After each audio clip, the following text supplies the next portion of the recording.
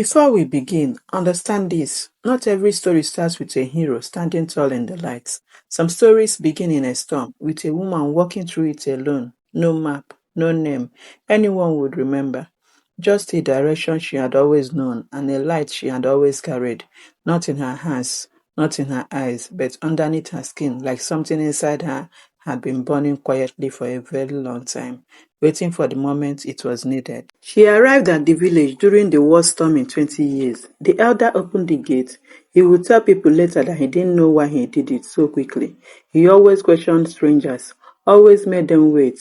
But when he looked at her standing in that storm, he said it was like looking at someone who had an appointment, someone the village had been expecting without knowing it. He stepped aside, she walked in, and the storm slowly over the next few hours began to quiet. By spring, she was married to Dorak, the blacksmith, a man the village respected the way people respect iron, for his strength, not his warmth. He was not a cruel man, understand that.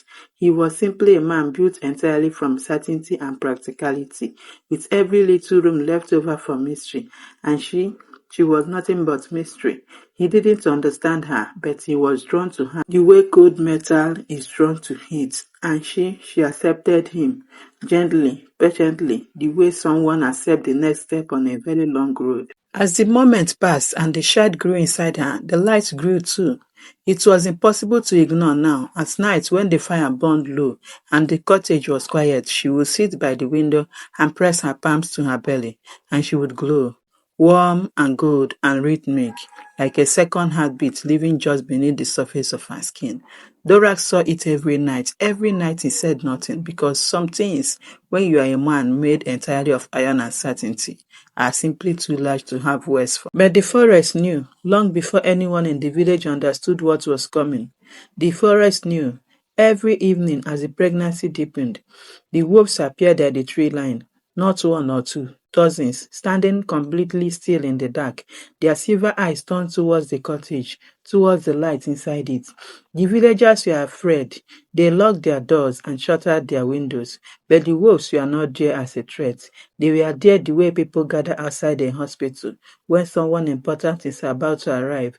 They were there because they had been waiting for longer than any of them had been alive for exactly this. The labor came on the last night of autumn. No moon that night. The whole village felt it. That particular restlessness that lives in the air before something enormous happens. Dogs pacing, horses pressing against their stable doors, children waking without knowing why and going to their parents' beds. Old Maren, the village healer, 60 years of catching babies in his valley, arrived at the house and took her place beside the woman. And at the deepest, darkest point of the night, at midnight exactly, the child came. He was perfect. 10 fingers, 10 toes, dark eyes that opened immediately, wide and aware in a way no newborn's eyes should be. Eyes that held something ancient in them, something that had been somewhere else for a very long time and had finally, after a very long journey, arrived. And on his back, folded tight against his small shoulders, blades like a sleeping bird, wings white, edged with silver, each feather the color of lightning caught in still water. The midwife ran. She was out of the door.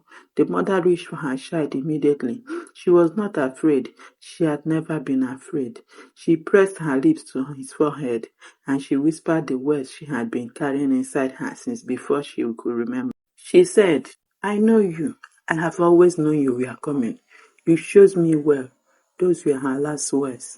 The light beneath her skin, the light she had carried her entire life, the light that had glowed through the storm and through the marriage and through the long months of waiting. It rose one final time, brighter than it had ever been, brighter than daylight. It filled the room, the whole house, and for just a moment the entire village outside went white, and then, gently, completely, without pain and without fear, it went out. She was gone. She had not died. She had finished. There is difference. And somewhere in whatever place she had come from, before she chose this village and this storm and this child as her door, she arrived home. Dorak stood in the doorway. He looked at his wife. He looked at the child. He looked at the wings, and something moved through his face. That was at the very beginning of it, grief. Real grief, the grief of a man who has just lost the one person who made him feel like more than iron and fire. But fear is faster than grief and louder, and it doesn't wait. It's caused, he said. His forged voice, the voice that meant a decision had been made, and the matter was clean, and there was nothing more to discuss. Marian argued. The women argued. It made no difference. By the time dawn came, Dorak had already decided what kind of man Fear was going to make him that night.